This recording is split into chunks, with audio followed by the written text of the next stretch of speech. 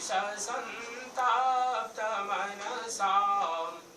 तमश्चक्रे दूरं मृदुसदुपदेशामृतगिरा सतां चेतस्तोषित द्विहृदयवनानां मृगपते परेशं साक्षातं गुरुवर कबीरं हृदे नमः।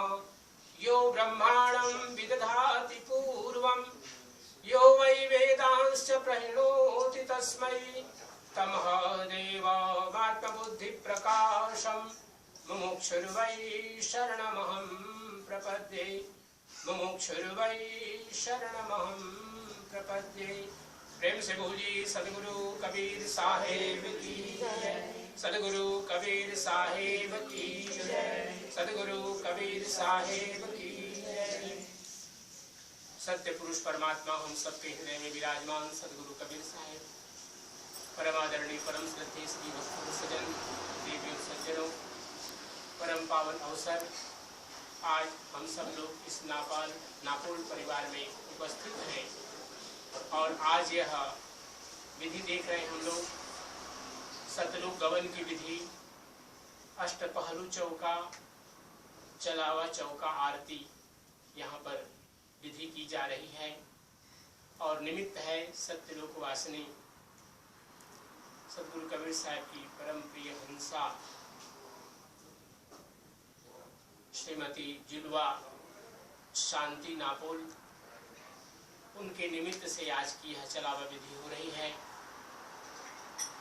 जो भी हम सब लोगों ने तय किया, परिस्थितियों ने उसमें परिवर्तन लाया, लेकिन आज हम सब लोगों ने संकल्प किया कि आज इस विधि को हम सब लोग करेंगे और उसका ही सुपरिणाम है कि हमारे श्री कबीर काउंसिल के हमारे साधु लोग, भजन गाने वाले गायक साधु लोग और साथ साथ इस नापोल परिवार से जुड़े हुए जितने भी लोग हैं, भाई उनके धर्मपत्नी श्रीमती सुनीता जी, उनके बड़े भाई, उनकी पत्नी और उनकी सभी बहनें और परिवार से जुड़े हुए जितने भी आत्मीय लोग हैं, अधिक संख्या न होते हुए भी आप सब लोग जितने भी लोग हैं भक्त हैं और आपने देखा कितनी तैयारी इस समय की जाती है और इस तैयारी के लिए सामग्रियों की जिस प्रकार से जुटाव होता है, कहाँ कहाँ से आप लोग सामान जुटाए, इतना परिश्रम आप सब लोगों को इस जुटाने में लगा, आप सब लोग स्वयं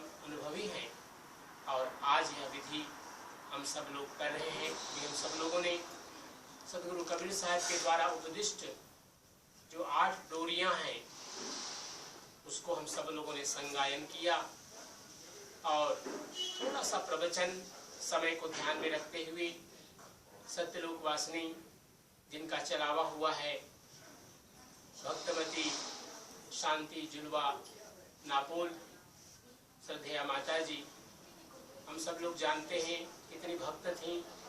न केवल कबीर पंथ में, चाहे आर्य समाज का कोई हवन हो, मंदिर में पूजा हो, सब जगह जाती आती थी और उनके पति क्या नाम बताए, भाई हरिलाल जी भक्त, बड़े ही श्रद्धालु भक्त थे और निश्चय ही आप जितने भी परिवारजन हैं उनसे जुड़े हुए, आप सबका भी जीवन बड़ा भक्तिमय है और बहुत ही श्रद्धा और भक्ति के साथ आप लोग अपना जीवन बिताते हैं।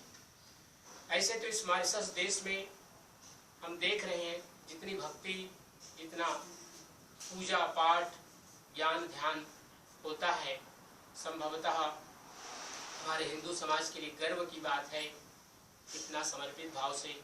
भले ही हमारे जीवन में पाश्चात्य सभ्यता का बहुत बड़ा एक प्रभाव है, लेकिन अपनी संस्कृति के प्रति भी आप सब लोगों का समर्पण अनुकरणीय है।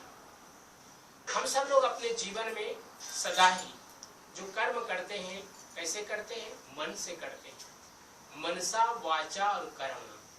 हमारे जीवन में, हमारे शरीर के अंदर में ये तीनों विधियां हैं।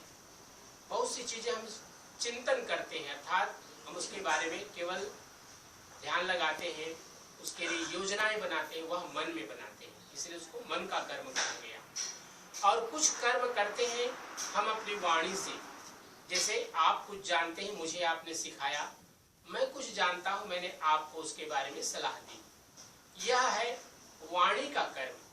और एक होता है शरीर के जो ज्ञानेंद्रियां और कर्मेंद्रियां हैं, इनके द्वारा कर्म।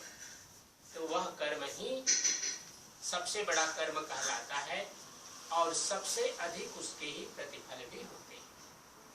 हम अपने जीवन में जो रात्रि और दिवस, जीवन के दो ही तो भाग हैं, जीवन में और रात्रि में, दोनों के 4-4 प्रहर होते हैं। दिन 4 प्रहर का, रात्रि 4 प्रहर की।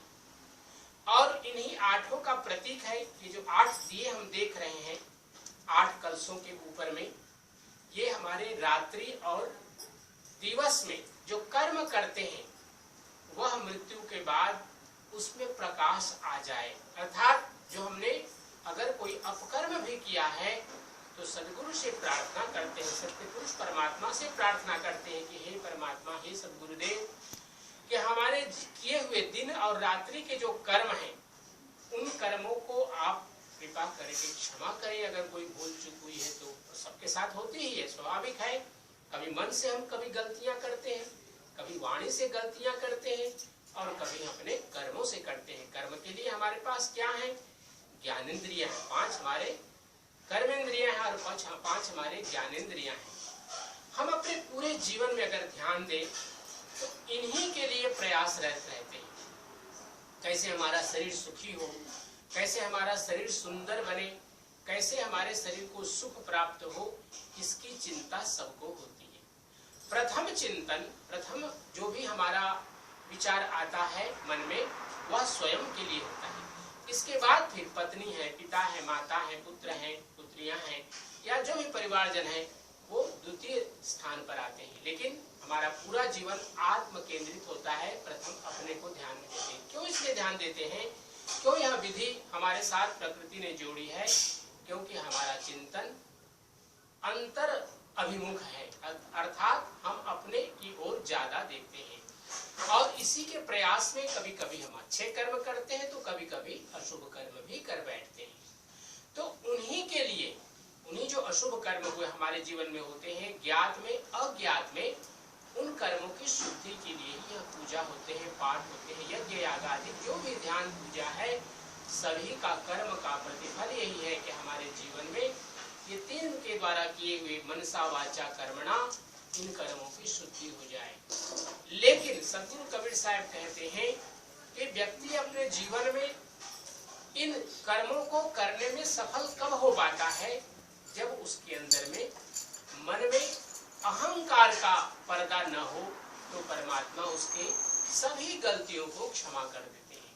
क्योंकि सबसे बड़ा हमारे जीवन में जीव और परमात्मा के बीच में अगर एक पर्दा है, एक दीवार है, तो वह है अहंकार का। काम, क्रोध, लोभ, मोह, मद और मत्सर, ये हमारे जीवन की बुराइयां हैं जिनमें हमारा पूरा जीवन लिप्त रहता है। लेकिन यह है क्या? जैसे एक नदी बहती है, किस ओर बहती है? जिस ओर पानी नीचे की ओर जाता है, उसमें प्रवाह सहज है, क्योंकि उसके लिए किसी पंप मशीन की जरूरत नहीं है, पंपिंग करने के लिए मशीन की जरूरत नहीं है, क्योंकि उसका सहज प्रवाह है जल का नीचे की ओर प्रवाहित होना। यह है हमारे जीवन में काम, क्रोध, लोभ, मोह, मद, मत्सर। मन हमारा बराबर इसमें जाता है, इसमें किसी प्रकार का उसको रुकावट नहीं होती है। कब होती है? जब हम उसके स्थान पर क्षमा, सत्य, दया, निर्क्रोध, निरहंकार, यह जब जीवन में हम अपनाना चाहते हैं तो ये फिर हमारी गति उल्टी होती है, अर्थात हम ऊपर की ओर बढ़ते हैं। ऊर्ध्वम गच्छन्ति सत्वस्था, क्योंकि कहा गया कि जो सत्वस्थ हैं, अर्थात जो संत विवेकी हैं, जो साधु जन हैं, जिनको सत्संग मिला है, वे क्या करते हैं? इन अपकर्मों से अपने आप के जीवन को मुक्त करके ऊंचाई की ओर ले जाते हैं। क्योंकि एक उक्ति संस्कृत में कहा गया कि अवश्यमेव भोक्तव्यम कृतम कर्म शुभाशुभम। जो भी हम कर्म करते हैं उसका एक सुफल होता है, और अगर हम एक अपकर्म करते हैं तो उसका एक कुफल होता है। और अवश्यमेव भोक्तव्यम, अर्थात वो जो सुफल है उसका भी फल हमें प्राप्त होगा और जो कुफल है उसका भी फल प्राप्त होगा, और जीवन में उसको भोगना ही पड़ता है, ये अनिवार्य है।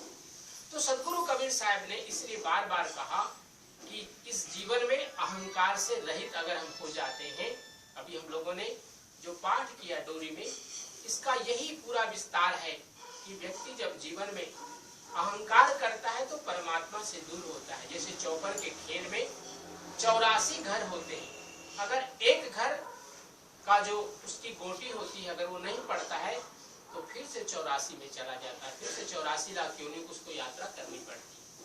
तो इस यात्रा को समाप्त करने के लिए यह विधि दी गई है, जिसमें कहा गया कि बीड़ा अर्थात जो पान परवाना दिया जाता है वो करोड़ों सिंह का उसमें जोर होता है, और जो यम के दूत हैं जिस जीव को वे ले जाना चाह रहे थे नरक में अर्थात अपने लोकों में ले जाना चाह रहे थे, उससे सत्यलोक के जो हंस हैं उसके जो दूत हैं वे उसको निकाल करके सत्यलोक पहुंचा देते हैं। यह इसकी बड़ी विशेषता है। इसलिए हमारे जीवन में जो हमारे पंच ज्ञानेंद्रियां हैं उसके साथ साथ मन है, उसके साथ में हमारी बुद्धि है और विवेक है, इन सब की अगर हम शुद्धि कर सके तो हमारा जीवन निर्मल हो जाता है और सत्यलोक की यात्रा हम सब लोगों के लिए सुगम हो जाता है। तो यह जो यात्रा हमारी चल रही है जीवन की यात्रा, एक यात्रा पूरी की श्रद्धेया सत्यलोक वासिनी शांति जुलवा नापोल माता जी ने, लेकिन हम लोग की यात्रा भी चल रही है जीवन की यात्रा। तो इसके माध्यम से यही जाने कि जीवन में हम दूसरों को अपने वाणी से कभी ऐसा शब्द न कहें जिससे उनको मन में कष्ट पहुंचे, अपने मन से किसी के बारे में बुरा न सोचे और अपने ज्ञानेंद्रिय और कर्मेंद्रियों के माध्यम से भी किसी के प्रति कोई ऐसा कार्य न करे जो स्वयं के लिए भी हानिकारक हो और दूसरे के लिए भी हानिकारक हो, ऐसा कोई कर्म न करे। तो यह यात्रा हमारी सत्य पुरुष परमात्मा के बताए हुए सतमार्ग पर चलती रहे, हमारी इसी प्रकार की यात्रा सदगुरु के चरणों तक पहुंच सके, यह यात्रा हमारी चलती रहे। आप सभी भक्त लोग हैं, आप सब लोग अच्छे मार्ग पर चलने वाले भक्त लोग हैं, आप अपनी भक्ति को इसी प्रकार से चलाते रहें, समय समय पर सत्संग में भाग लें, सत्संग अपने घरों में करें, आश्रमों में मंदिर में जहाँ कहीं भी सत्संग मिलता है उसमें भाग लें और अपने जीवन को उस सत्य पुरुष परमात्मा की यात्रा में बराबर जोड़ें। सत्यलोक वासिनी श्रद्धेया माता जी का जो अंतिम यात्रा है वह उनके लिए सुगम हो, सत्य पुरुष परमात्मा उनके लोग अपने लोक में उनको स्थान दें और उनका आशीर्वाद आप सब पूरे परिवार को मिलता रहे, यह सद्गुरु से प्रार्थना करते हुए आइए अपने वाणी को पवित्र करने के लिए इस पुण्य का भागी उस सत्यलोकवासी आत्मा को भी प्राप्त हो, इसके लिए आइए हम सब लोग सत्यनाम का धूम करेंगे 3 बार, उसके बाद विधि को आगे बढ़ाएंगे। सब लोग साथ में बोलेंगे सत्यनाम सत्यनाम सत्यनाम बोल, जय करुणामय सत्यनाम बोल, सत्यनाम सत्यनाम सत्यनाम बोल, जय करुणामय सत्यनाम बोल, सत्यनाम सत्यनाम सत्यनाम बोल, जय करुणामय सत्यनाम बोल, सत्यनाम सत्यनाम सत्यनाम बोल, जय करुणामय सत्यनाम बोल, सत्यनाम सत्यनाम सत्यनाम बोल, जय करुणामय सत्यनाम बोल, सत्यनाम सत्यनाम सत्यनाम बोल, जय करुणामय सत्यनाम बोल। प्रेम से बोलिए सद्गुरु कबीर साहेब की जय, सद्गुरु कबीर साहेब की जय, सब भक्त समाज की जय, साहेब वंदे साहेब वंदे साहेब